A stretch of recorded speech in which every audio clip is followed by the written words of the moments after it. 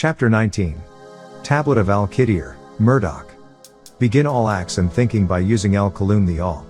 Tablet 1, Malachi Zodoq Incarnated. 19 times 3 equals 57. Lo!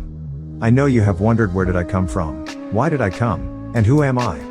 I descend to this plane, formless in form, a temple of the incarnated divinity to guide you. Circle around me, for, like the sun, I am the axis. From me comes pure green light to warm your soul and to nourish your being, for I am the axis. Revolve around me, feel my love, and feed off of my wisdom. For in me you will find overstanding. People say I am a liar, and a blasphemer, but those who know me, know I speak nothing but the truth. I came to guide you back on the right path, the path of right knowledge, right wisdom, right overstanding, and right reasoning. The creation of the green tree. Anu, Al-Yun, created a green tree with 4 branches for the 4 scientists, and called it the tree of certainty, Shajur Shilakuti Lot tree, or the green tree. Then he created my light Malachi Zodoq, in a veil of green emerald, green is growth, as in life through herbs, vegetation and trees of the land, and algae of the seas. The color green is conceived between the color blue of the seas, water and the color yellow, of the sun, rays, being the 4th color of the prism, the 4th point in growth, or creation, the mental plane. My true the color light is violet, being conceived from the color blue, symbolic of the seas, and the color red, symbolic of blood, so when I personify in the flesh, as a physical blood being mixed with the waters, life, I reside in the essence of the violet, which is at the tip of the prism, like the wing of the peacock, and placed it on that tree. So, my light said, Glory to Anu, Al-Yun, on it for 76 trillion years of the time of the Anunnaki, the Allahum. Then Anu, Al-Yun created the mirror of life, which is the light of the Anunnaki Sarufa. They are the agreeable race of Anunnaki, angelic beings of the green light. And from its reflection created the Anunnaki Garubat, angels of the lesser light, the disagreeable race of Anunnaki. And the mirror was placed to reflect that light of Anu. Al-Yun, and it shined as Al-Nur, the light of Anu, who is also El-Elo. When the peacock looked in it, it saw its own form as the most beautiful of forms, and its own shape as the most adorned. So, it felt embarrassed before Anu, and sweated.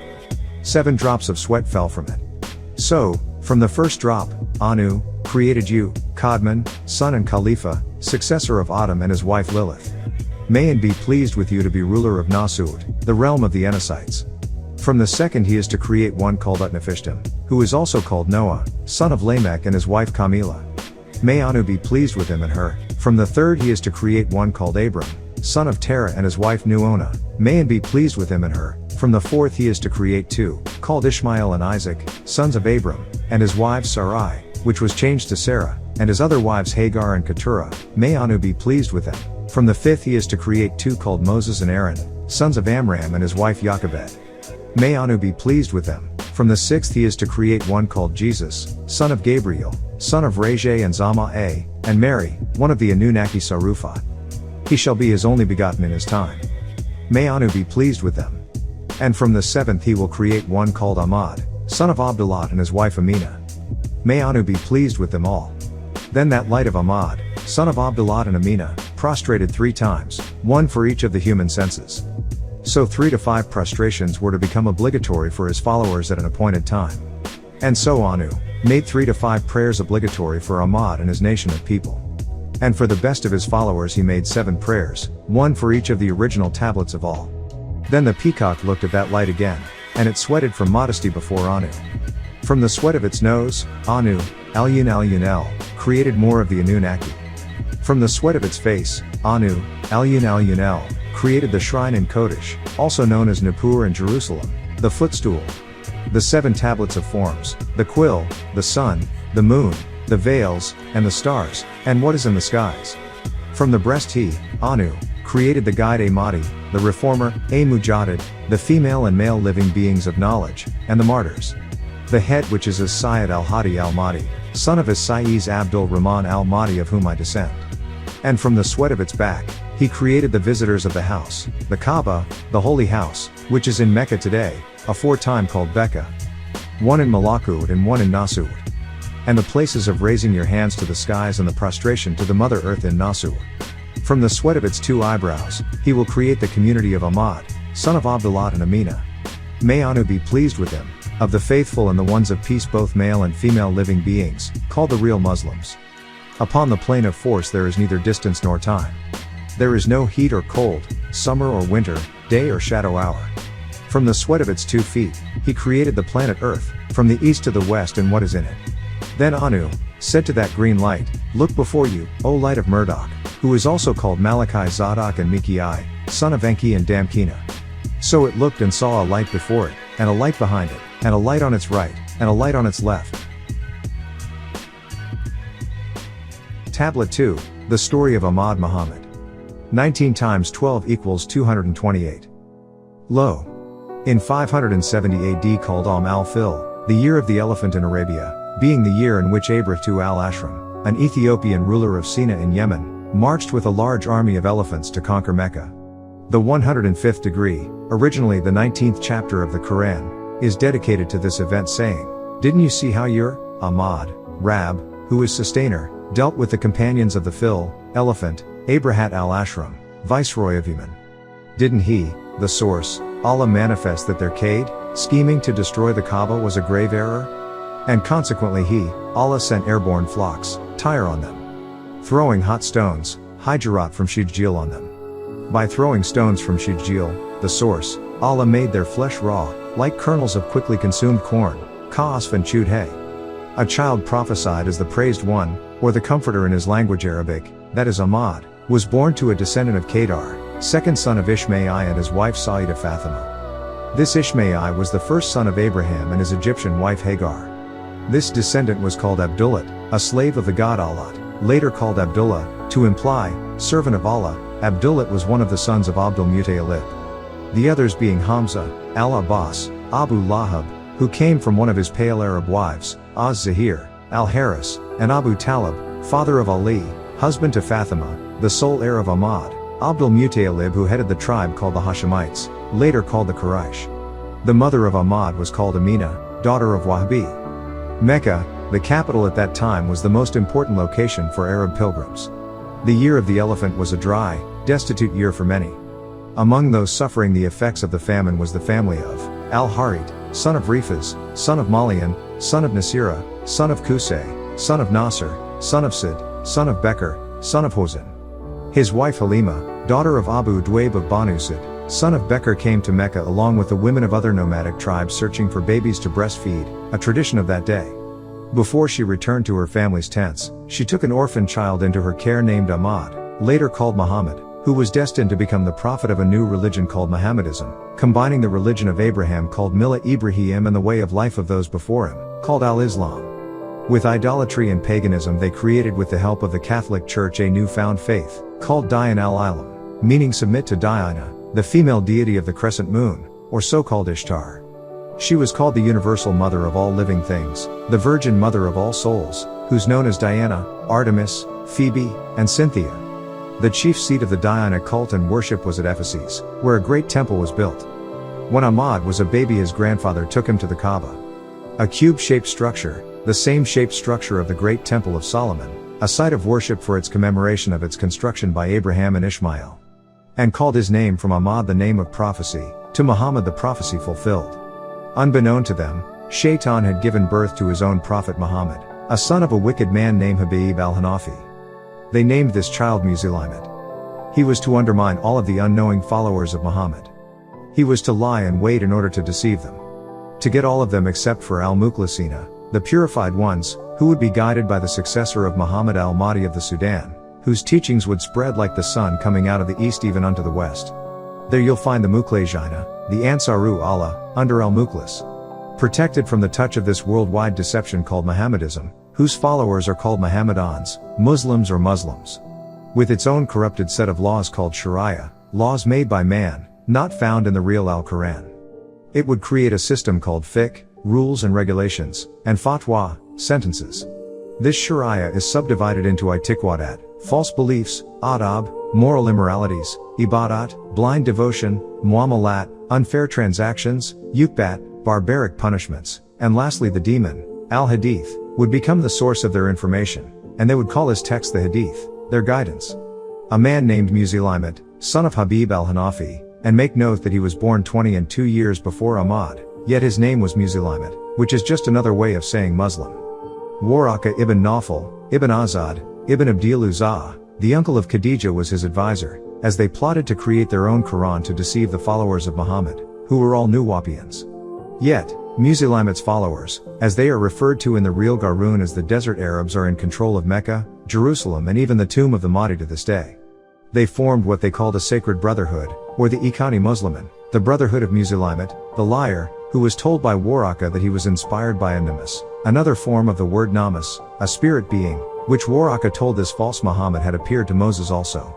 This can be found recorded in their hadith under Sahihul Bukhari, where it is said, when Muhammad told Waraka, the Jew, what he had seen on Mount Hira, Waraka exclaimed that it is the namus who appeared from Allahu Rahman to Moses, when in fact this Muhammad mentioned is Muslimat, Abu al-Haq.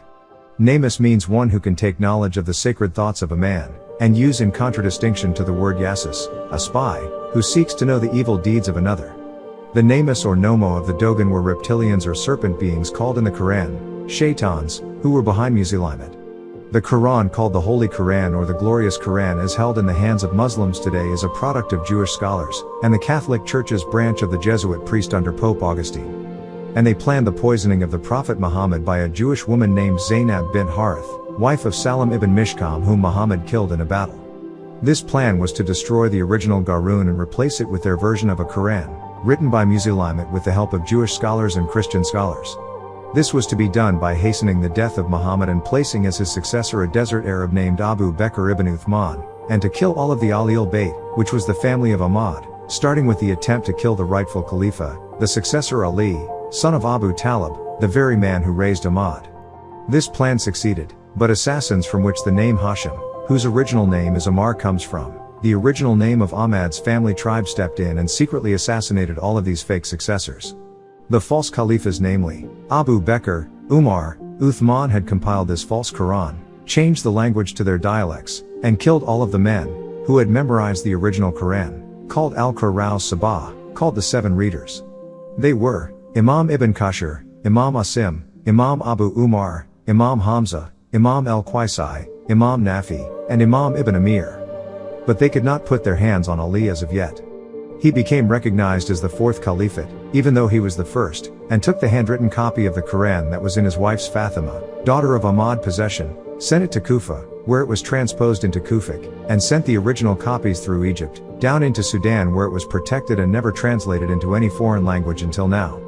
Eventually they assassinated Ali and his family members, but not before their seed was well planted in the Sudan, from which sprung the great Al-Mahdi and his Ratib, who had possession of the original Quran, which in time also got infiltrated by political egotists from the bloodline, who form an Ummah party, broke away from the original teachings of the Mahdi, allowing their daughters to marry into the Ikhani Muslim, and the Ansar fell to ruin, only for the prophecy of 100 years to be fulfilled from 1870 AD, the establishment of Jazarabah, to 1970 AD when the sun rose in the west, and these truths are made clear.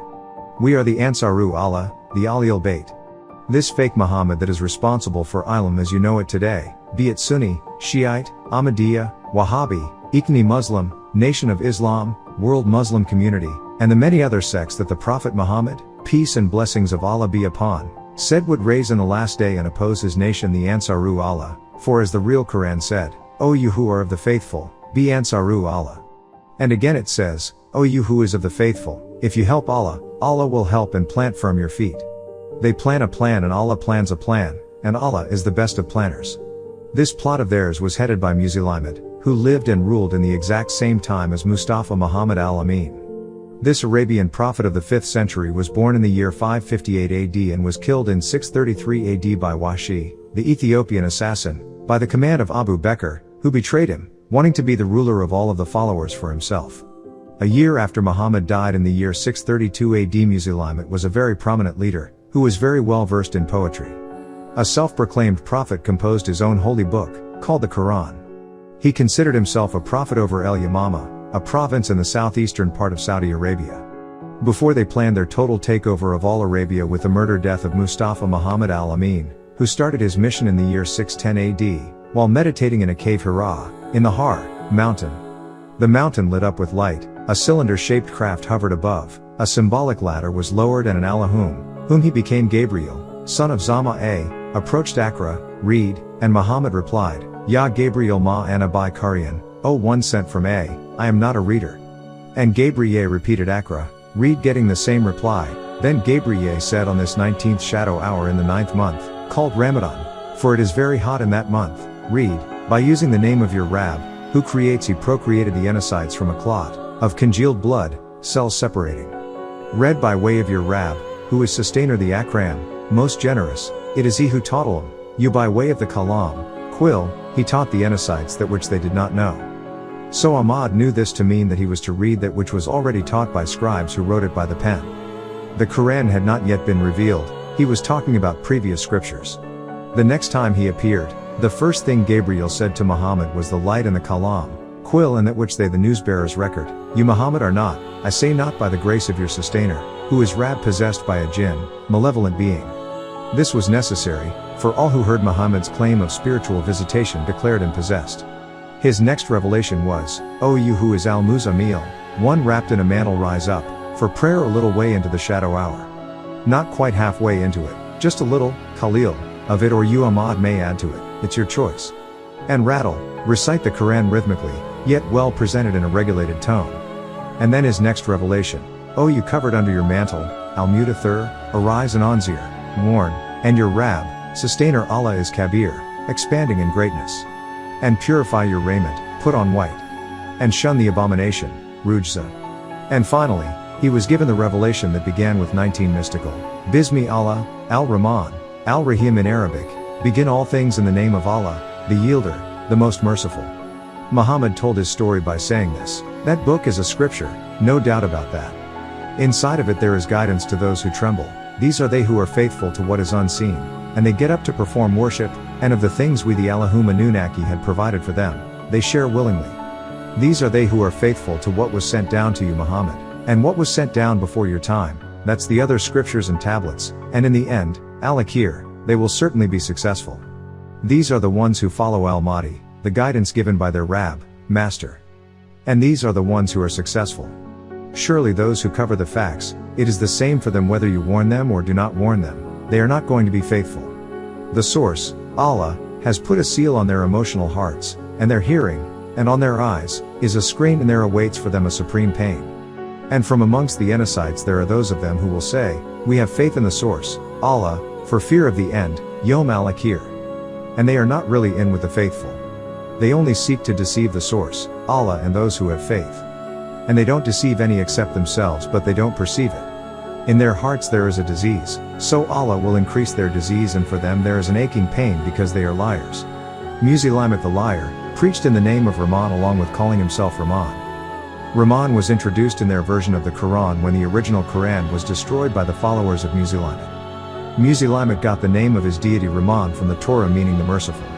When all of the original copies of the Quran were destroyed and Musaylima and his followers introduced their version of the Quran, he collected portions of the real copies of the Quran and threw away 3 chapters, Surah Kal, Maternal Uncle, Surah Haft, Pace, and Surah Narain, Illumination.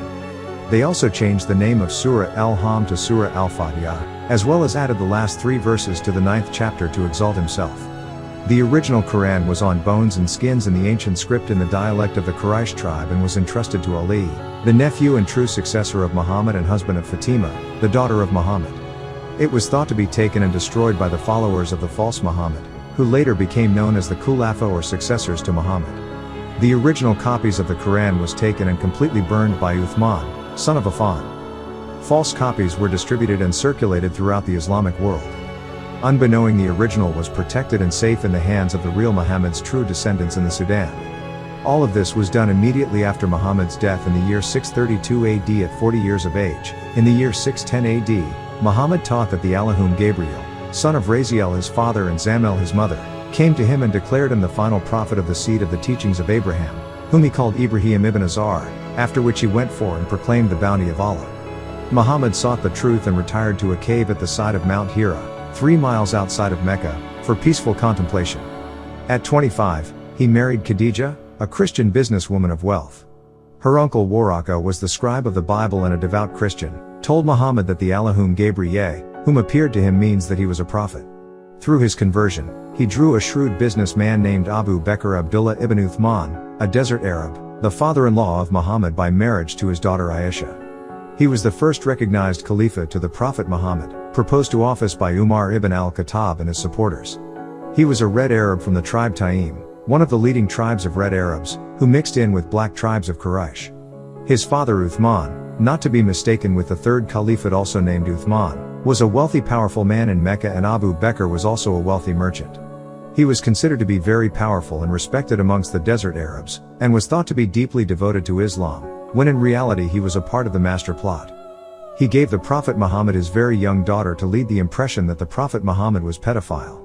She was Aisha, a very disloyal and evil woman who caused much dissension in Muhammad's household, bringing him much unhappiness and unrest, who also was a part of the scheme to disrespect and dishonor his noble daughter Hadrat Fatima, right up until the death of the real Prophet Muhammad in the year 632 AD. From that point on he viciously and maliciously persecuted Ali and Fatima, the Aliyul Bayt, because of his previous jealous grudges towards Ali, and Abu Bakr's daughter Aisha's grudges towards Ali also. He deliberately waited until the real Muhammad had passed, so he could freely torment the Aliyul Bayt. He used his power and money to influence people to support his claim as the rightful successor. Abu Bakr reigned for 2 years and 9 months, and he died after a long-term illness. He personally chose Umar ibn al-Khattab to succeed him, even though they were both Red Arabs, as was the fake Muhammad, Wu-Sabat.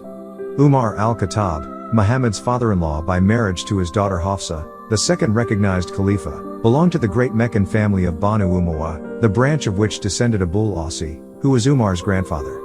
This was the tribe called Adi ibn Ka, also a clan of the tribe that also mixed in with the black tribes of Quraysh. Umar converted to Islam after reading a surah, Taha, but not after first seeking to kill the real Muhammad. Umar was known as a fierce and aggressive man who greatly transformed the Islamic State, and he played a dominant role in the Sunni line of successors. He was feared more than loved. And when Muhammad was alive, Umar served as second in command of the Muslim army. In 644 AD Umar was murdered by a Persian Christian slave named Firoz, who stabbed him with a dagger while he was making Salat al-Fajr in the masjid. He died 3 days later after he turned 53 years old. He reigned for 10 years.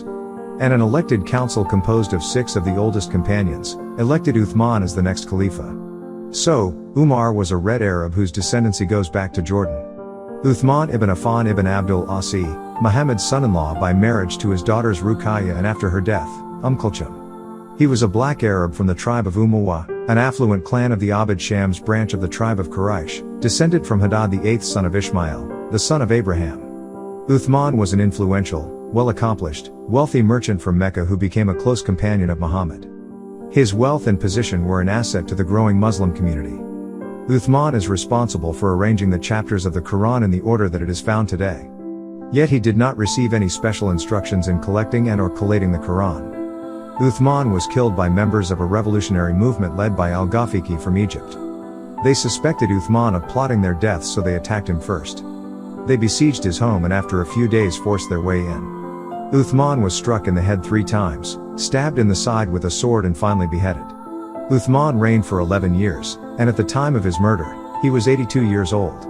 He was the only Khalifa who was a black Arab, besides Ali. However, his descendancy was not from Kedar, but Uthman's ancestry stemmed from Hadar, the brother of Kedar. These 3 men lied, cheated, and took away the Khalifa position from the rightful heir Amir al-Mu'minin Ali, on him peace. Then they senselessly persecuted him and his family. These 3 men were the founders of the Orthodox Sunni Muslim sect, and none of them were of the bloodline of Muhammad, and their prophet Muhammad, as taught throughout the Muslim world today, was none other than Wu-Sabat. When Wu-Sabat approached Muhammad 628 AD to create an alignment, and was rejected, Wu-Sabat became insulted, and set out to have Muhammad killed by poisoning. At the same time, there was a woman, the wife of a Jew named Salam ibn Mishkam, that Muhammad had previously ordered killed, giving her reason to swear vengeance on Muhammad. So Zainab bint Harith sought revenge by going to Wu-Sabat, who himself was a Jew, and together they arranged the assassination of Muhammad by poisoning. In the year 629 AD, to celebrate the victory over a Jewish-occupied district called Khaybar, Muhammad and his men had a feast. Zainab herself served a specially prepared poisoned lamb to Muhammad and his men. Muhammad swallowed 1 bite of the poisoned meat before he realized, by its taste, that it was contaminated. Muhammad did not die immediately. However, he did get sick, and he felt the effects of this poison up until his death. But it was 3 years later in 632 AD however, one of his men, named Bishr, ate a large portion of the meat and died instantly. As for Zainab, she was put to death immediately. With Muhammad out of the way, Wu-Sabat could now proceed with his proclamation that he was the final prophet and the final apostle of all the world, and that he could intercede on judgment and get anyone in paradise, and that his own holy book, called Al-Quran was the final revelation to all humanity on the planet Earth.